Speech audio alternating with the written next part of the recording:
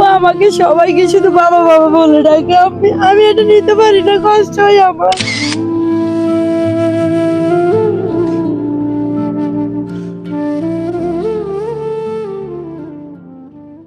আসসালামু আলাইকুম। আমার নাম তাসকিরা আক্তার পপি। আমার গ্রাম কাদিরপুর, বাড়ির নাম সাধু ড্রাইভারের নতুন বাড়ি। আদনান হাবিব আমার হাজবেন্ড। আমার ছোট একটা শিশু আছে। আমার বিয়ের বয়স প্রায় 2 বছর। ওনাদের বাড়িতে ছিলাম 1 মাসের মতো। আমার ছোট একটা বাচ্চা আছে, বাচ্চার বয়স 15 মাস। তো আমার বিয়ের সময় আমার আম্মু ক্যান্সারের রোগী ছিল। আমার বিয়ের 1 মাস পরে আমার আম্মু মারা যায়, 1 মাস 8 দিনের দিন। তখন থেকে উনি আমাদের আর খোঁজ খবর নেই না। তারপরে উনি আমাদের খোঁজ খবর নিত না। আমার ছেলে যখন হয়, আমি ওখান থেকে চলে আসার পরে, তো আমার যখন বাচ্চা হয় মাইজদি রয়্যাল হসপিটালে হয়। আমার ছোট ভাই ফোন দিছিল ওরে যে, ভাইয়া আপনার তো ছেলে বাবু হয়েছে, ওর অবস্থা ভালো না, ওকে যাই দেখে আসে।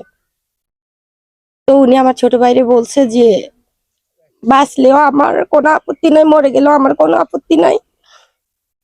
এগুলা বলার পরেও মানে কোনো রকমের কোনো যোগাযোগ করে না। প্রায় আমার ছেলের বয়স যখন 7 মাস, তখন আমি থানায় ওর নামে একটা অভিযোগ দিই। ওখানে বসে ওনারা মিলাই জুলাই দেয়। আর আমার বিয়ের সময় আমার বাবা ওনারা ক্যাশ 1 লাখ টাকা যৌতুক দিছে, 1 ভরি স্বর্ণ দিছে।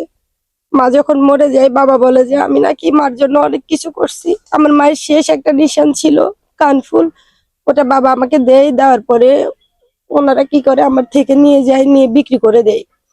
বিক্রি করে আমি অনেক আকুতি মিনতি করছি যে আমার মার শেষ নিশানটুকু আমার থেকে নিয়েন না। তারপরেও আচ্ছা বিক্রি করে দিছে, কোনো আফসোস নাই, থাক, বিক্রি করে দিছে। উনি মেয়েদের সাথে চ্যাট করে, যে আমি সত্যি আমি নিজের চোখে দেখছি মেয়েদের সাথে কি আজে বাজে কথা বলে, কি খারাপ কথা বলে। আমি এইগুলা প্রায় সময় দেখতাম, আমার সাথে শুয়ে শুয়ে কথা বলতো।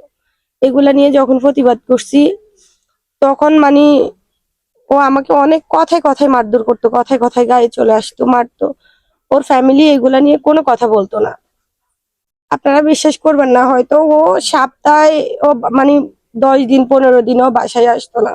ওর ফ্যামিলি ওরে কখনো জিজ্ঞেস করে নাই যে হাবিব তুই কোথায় ছিলি, এতদিন বাড়িতে আসস না, ঘরে আসস না, ফোন দিস না, কোথায় ছিলি তুই। মানে এগুলা নিয়ে কোনো প্রতিবাদ করতো না, আমিও করতাম না, ওনারা আমরা না করতো যে হাবিব যদি ঘরে আয় তাইলে তুই কোনো কথা কইস না। তারপরে আমি কিছুই বলতাম না, কিছুই বলতাম না। আমি আমার বাচ্চা যখন আমার পেটে থাকে, তখন তো ও কখনো 5 টাকার একটা গ্যাস্ট্রিকের ওষুধ নিয়ে দেয় নাই। ও আমার ভাই একজন বিদেশে থাকে, ভাইয়া মাসে মাসে আমার জন্য টাকা দিত, 10,000 5,000 যখন যা পারতো। বলে যে আমার বোন জামাইয়ের কোনো ইনকাম নাই, থাকুক, আমি আমার বোনের দিকে টাকাই দিতেছি। ওরা আমার টাকা দিয়ে সংসার চালাইতো। আমি অনেক অসুস্থ ছিলাম তখন, ঠিক মতো ওষুধও নিয়ে দিত না। আমার টাকা দিয়ে ওনাদের লোন আছে, ওই লোন দিত, ঘরের সংসারে বাজার আদায় করতো, এগুলা। এখন আমার ছোট একটা বাচ্চা আছে, আমার মা নাই, আমি কি করব বুঝতেছি না। আপনাদের কি আমি ডিভোর্স হয়েছে? না, ডিভোর্স হয় নাই, ডিভোর্স হয় না। ও এমনিতেই মানে আমার বাচ্চা হয়েছে পর্যন্ত কোনো যোগাযোগ নেই না, খোঁজ খবর নেই না। এ বাচ্চা নিয়ে আমি কোথায় যাব, কার কাছে যাব?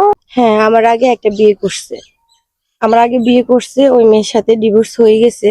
ওটা ছিল ওর লাভ ম্যারেজ, আর আমাদের বিয়েটা ফ্যামিলি ভাবেই হয়েছে। আপনার যে বিয়ে হয়েছে, আপনার কাবিননামা বা কোনো কিছু আপনার কাছে আছে? হ্যাঁ, অবশ্যই আছে। সেটা আমাদের দেখাতে পারবেন? পারবো। দেখি, একটু দেখান তো। স্যার বলেন, এটা আমার বিয়ের কাবিননামা, এটা আমার ছেলে। আমার ছেলেটা কেমন আছে বিশ্বাস করবেন না আপনারা, আমার ছেলের বলি হয়েছে বাবা। আমার তখন খুব খারাপ লাগে। ও আমাকে সবাইকে শুধু বাবা বাবা বলে ডাকে। আমি এটা নিতে পারি না, কষ্ট হয় আমার। আমার খবর না নিলে আমার বাচ্চাটার খবর নিতে পারতো। আমি কি বলবো, বলার ভাষা না। আমি শুধু চাই যে আমার সন্তানের বাবা হোক আপনারা, এটা সুস্থ একটা সমাধান করে দেন। আমার এতটুকুই চাওয়ার আছে। বিভিন্ন জায়গায় বলে বেড়া যে ও নাকি বিয়ে করে নাই। এর আগে আমি একজন থেকে শুনছি, একজন না, ওদের এলাকার কয়েকজনে বলছে ও নাকি চট্টগ্রামে আরেকটা বিয়ে করছে। ওটা যদি সত্যি হয়ে থাকে, তাহলে আমি সহ ওর 3টা ওয়াইফ আছে, আর ও বলে বেড়াচ্ছে যে ও নাকি বিয়ে করে নাই। আমার নাম সেলিম।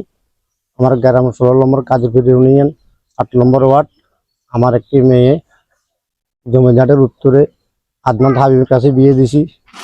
ওই ছেলে আগেও একটা বিয়ে করছে, সেটা আমি জানতাম না।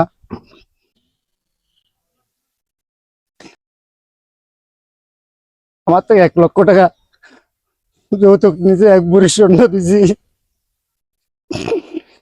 1 মাসের মতন আমার মেয়ে তার সাথে ঘর সংসার করছে। আর 24 মাসে 23 মাসে আমার বাড়ি আমার নাতির বয়স বর্তমানে 15 মাস, সে কোনো খোঁজ নে না, খবর নে না। এ বাইরে বাইরে মেয়েগুলোকে প্রেম করে, ভালোবাসা করে। আমার মেয়েরে এগুলো ডাক ধুয়ে দিলে আমার মেয়েরে মারধর করে। টাকা পয়সার জন্য আমার মেয়েরে আমার বাড়িতে উঠাইতে এগুলো আমার গ্রামে 2-1টা সালিশ হয়েছে। আমি থানাতে একটা মামলা করছি, থানাতে ওরা মিল মিশাই দিছে। মিটাই দেবার পর সে আমার মেয়েরে নে না। আমার মেয়ে আমার কাছে আছে বর্তমানে। ওই আমার একটা অনুরোধ হলো সাংবাদিক ভাইয়ের কাছে যে আমি উপযুক্ত যেন একটা বিচার পাই, এটাই আমার শেষ কথা। আমি ওনাকে ডিভোর্স দিচ্ছি, এটার তথ্য প্রমাণ আমি আপনাকে দিতে পারবো। যাদের ইন্টারভিউ নেওয়া হয়েছে, যে আমার পারিবারিক বিষয়গুলো যে ইন্টারভিউ নিতে, আমি ডিভোর্স দিচ্ছি আরো 6-7 মাস আগে, ঠিক আছে? জি ভাই। ডিভোর্স দেওয়া হয়েছে কোর্টের মাধ্যমে, ডিভোর্স দিচ্ছি আমি। জি ইভেন হচ্ছে ওনারা আমাদের বাড়িতে আসছে, আমরা বলছি যদি আপনাদের টাকা টুকা লাগে আপনারা কোর্টে আসেন, আমরা টাকা কোর্টের মাধ্যমে দিই।